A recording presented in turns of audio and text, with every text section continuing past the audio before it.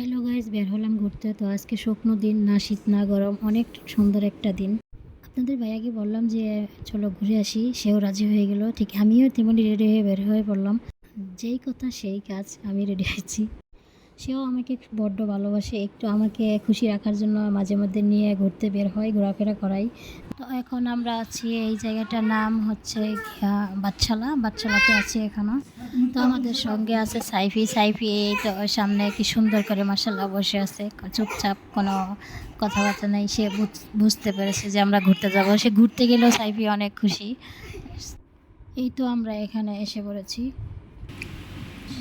সে লাচ্ছি খাবে, তাকে লাচ্ছি দিয়েছি। সে আস্তে আস্তে লাচ্ছি খাচ্ছে। লাচ্ছি খাওয়া শেষ। এখানে আমি নিয়েছি এইতে ফুচকা, ফুচকা খাচ্ছি। আর আমার ছেলে টেবিলে উঠে বসছে, টেবিলে উঠে সে খাবে আর কি, খাবে না এমনি আর কি নিচে। এখন শেষ এসে পড়েছি, আমরা এখানে জেমে পড়ে গেলাম।